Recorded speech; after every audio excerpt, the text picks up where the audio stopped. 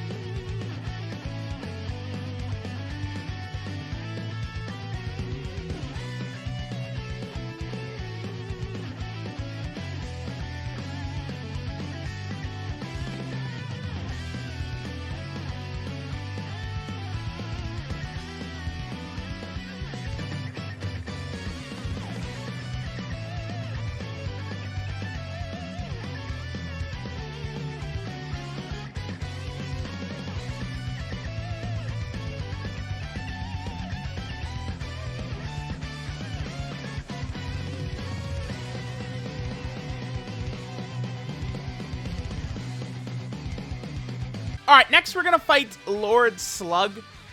We do have to use some characters in these runs that definitely have flaws. I think, LR Great Ape Vegeta is a perfect example of that, of a character with a lot of flaws, but with good RNG, with things going your way, good enemy placements, good key orbs, LR Great Ape Vegeta can be pretty good. We use him in many of these runs. Now, remember the thing with LR Great Ape Vegeta, right? is that he does need to super attack first, basically to get all of his defense. If we're able to get an 18-key super attack for LR Great Ape Vegeta, he can tank pretty much every single boss that we will fight in here, including the big Brolys and stuff like that, right? But he's just got to get his super attacks first. He does still guard. He does have his powerful Great Ape active skill. I don't think we get that at any portion in these runs, though. I got it several times against Broly, but it was in losing runs. I got it.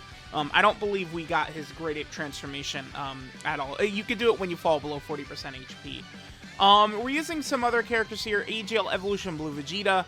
We use him in some of the runs. He can just be a very strong character, right? You know, with his multiple attacks, his potential to crit a lot, and then once he transforms, he is just a very sturdy unit overall. The Lord Slug fight, though, really not what I would consider difficult. You know, we just make sure that we're not running, like, very weak physical characters or something like that that could get one shot by the giant Lord Slug, and we should be good to go. The Ultimate Gohans we'll be using in a lot of these runs as well, right? Ultimate Gohans, I'd say they perform very well in this video overall.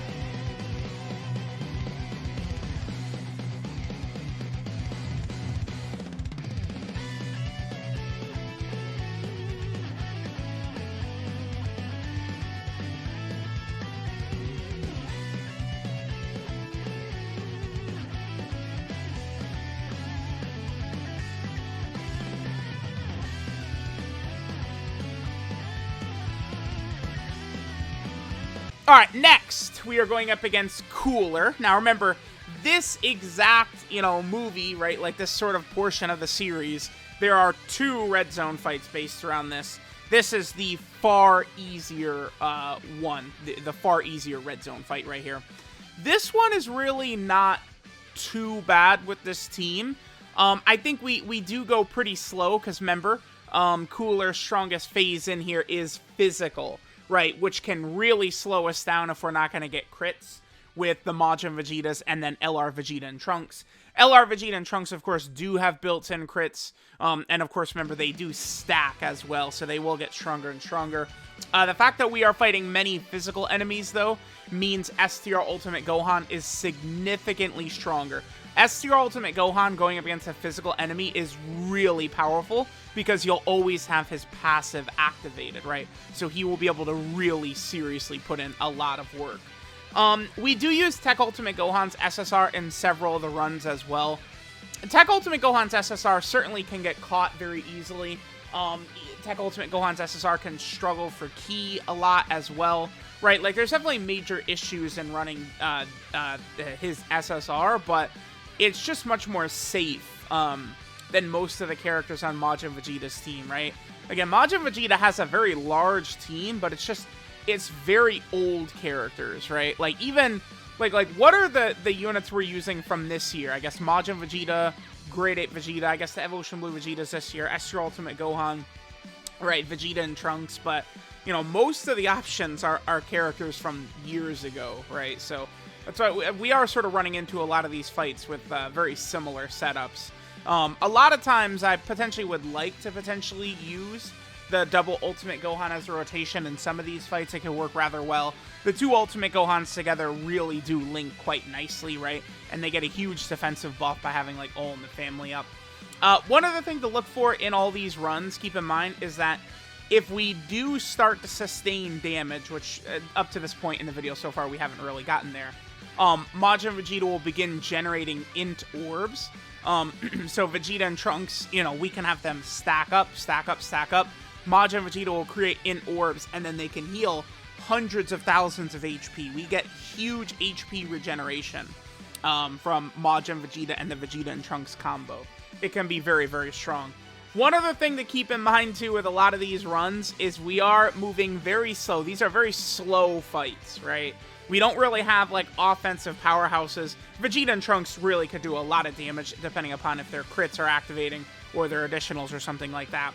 But we do move very slow through many of these fights, right? I felt like these sort of setups like this was pretty safe. The thing with this team, especially if I'm rocking something like this, we can't really get one shot. And if we can't get one shot, that means Majin Vegeta generating the healing can work very effectively for us, right? So that's definitely one thing to keep in mind with this team. We're able to make it through Cooler, you know, just sort of a slow grind to wear him down. But again, Cooler can't one-shot us, basically, so he really can't win because of that.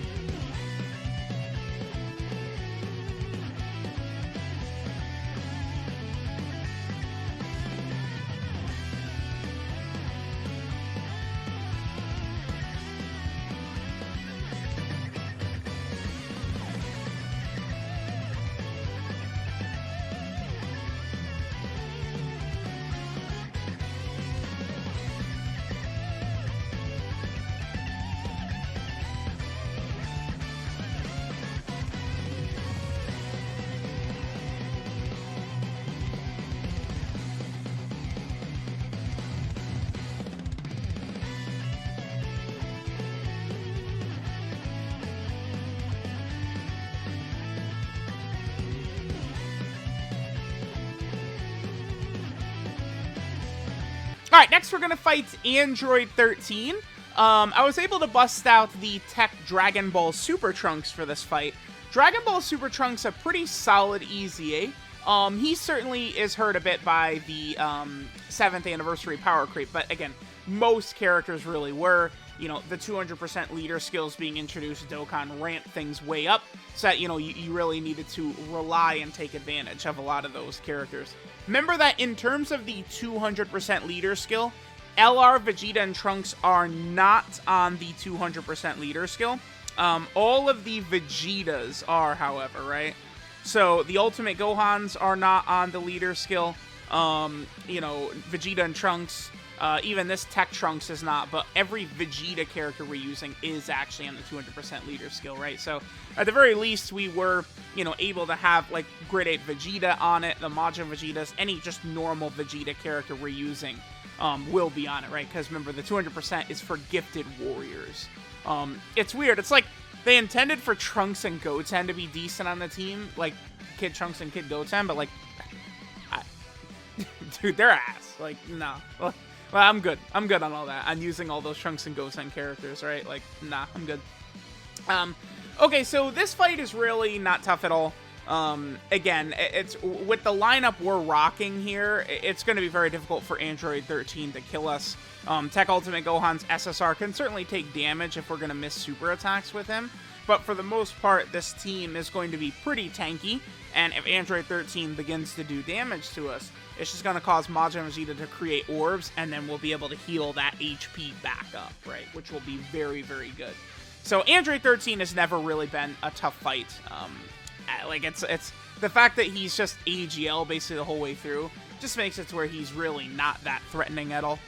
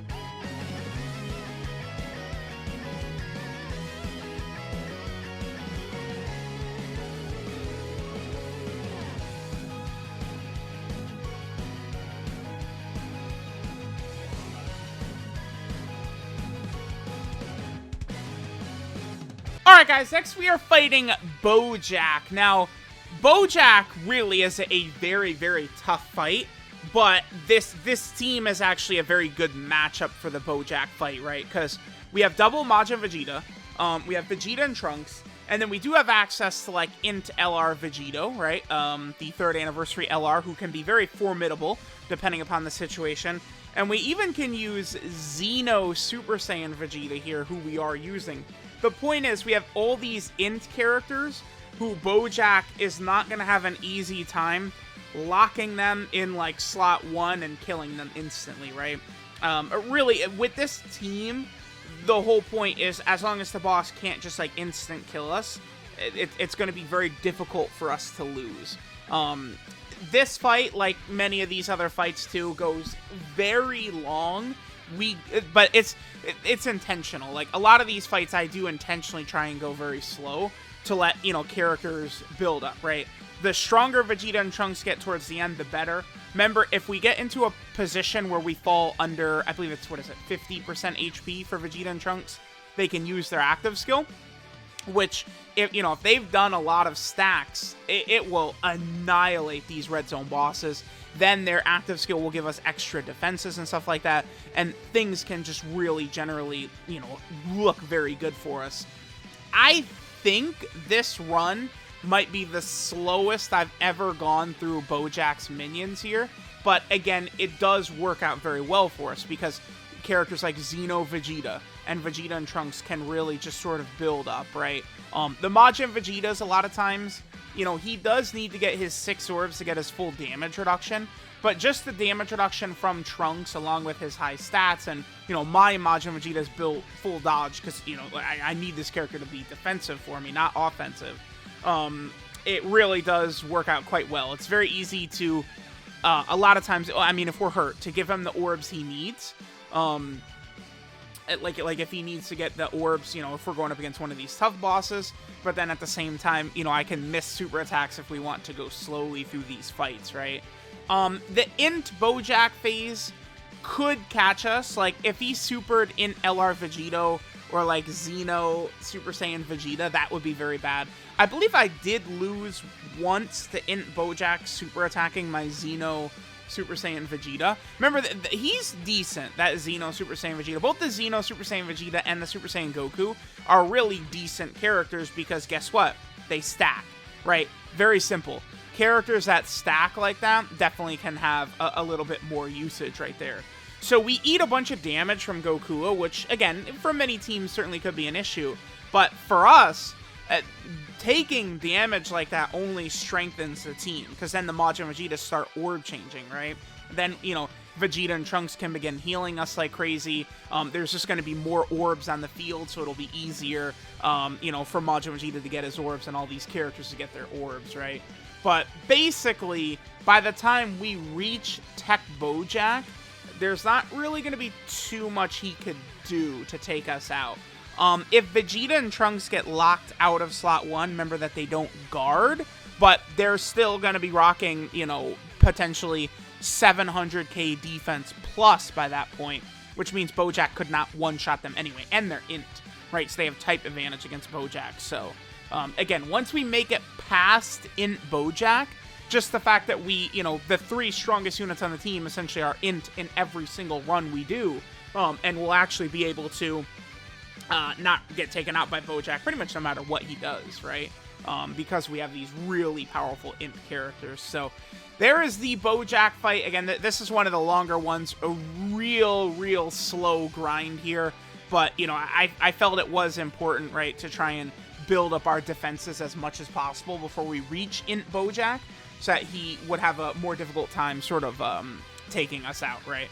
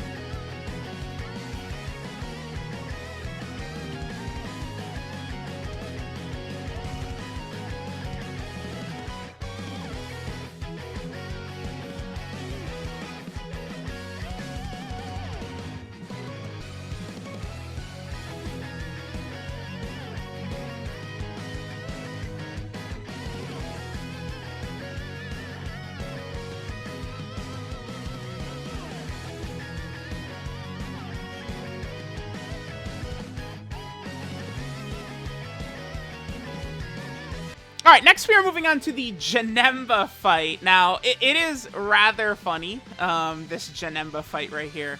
I was actually a bit nervous about this fight. I thought that this was going to be pretty difficult to take down, right? Because Janemba, right, whereas like Bojack is a good matchup for the LR, you know, this Majin Vegeta, LR Vegeta and Trunks team here. Janemba is, like, he's physical, right?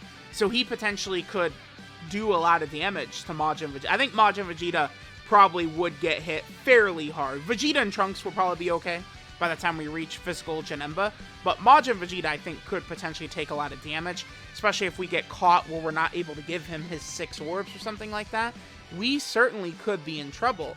My plan was to use the Ultimate Gohans as a rotation, and I felt like if I could just hang on until we reach the physical Janemba phase, then remember, STR Ultimate Gohan really gets quite powerful once, you know, you're going up against a physical enemy, because then you'll activate his passive guaranteed, which means he'll be oh my god, that, I didn't notice, okay.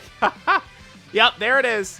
Just remember, so many characters I've given dodge to, and people have just told me I'm an idiot, I don't know what I'm doing, and then we continually have runs like this, right? Now, I don't think Super Saiyan 2 Goku gets one-shotted right there by Janemba's super attack, and we probably would be able to regenerate our health back up by the time we reach INT Janemba or something like that. But certainly, just avoiding, you know, 400k damage from Janemba is pretty good, because remember, Super Saiyan 2/3 Goku, he is an offensive unit. That he is very one-dimensional. That's all he'll bring to the table is offense, right? You know, he just has his additionals, his crits, all that shit that he does.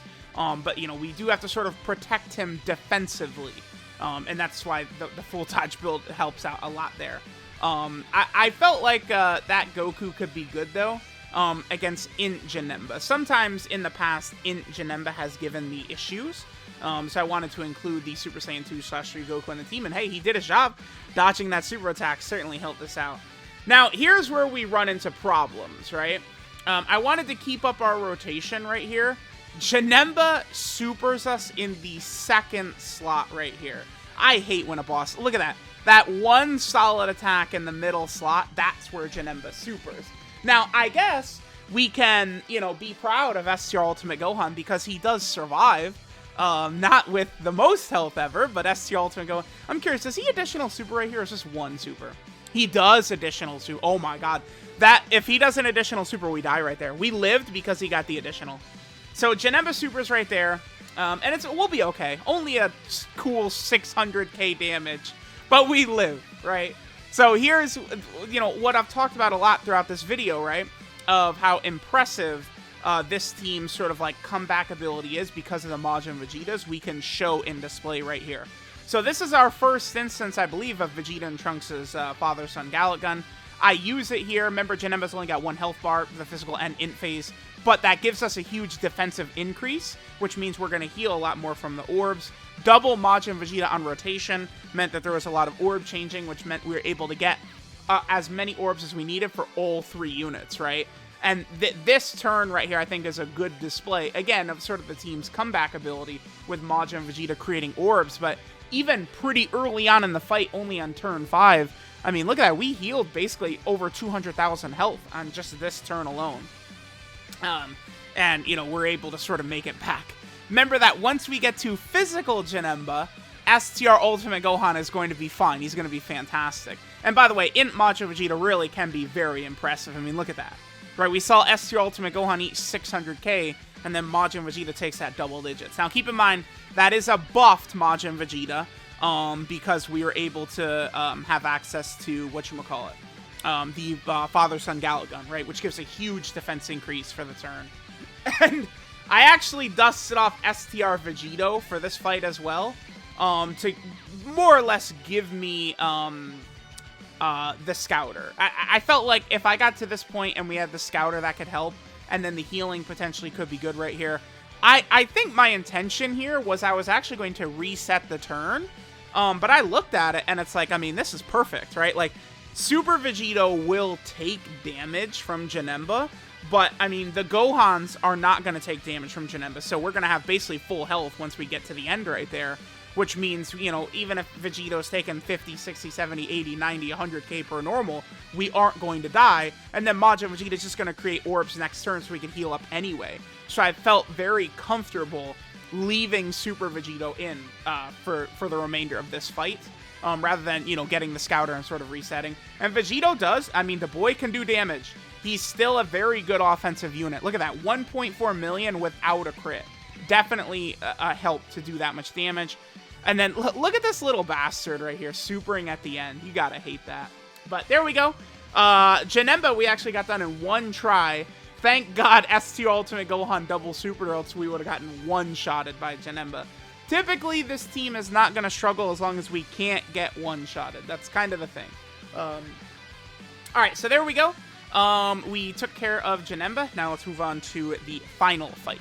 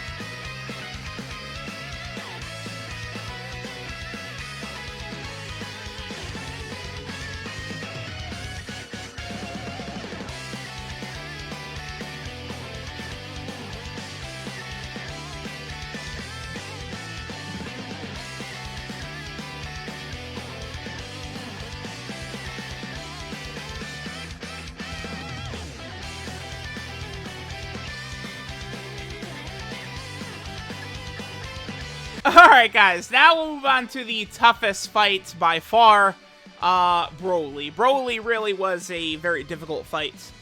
This one took a number of tries right here. The problem is that we just have a very limited pool of characters, I think, who can really successfully hold their own in this fight on Vegeta's team. I was using the Vegeta and Goku exchange a lot. Wow, I actually, looking back at this, we didn't use them in a single run, huh? That's definitely a character I could have rocked against Bojack. I feel like we could have done well with that character there. I used them in here, I think, twice. And I think twice, they just got one shot. Like, AoE Broly killed them once. And I had to run very close. I think AGL Broly had like 2 or 3 health bars left.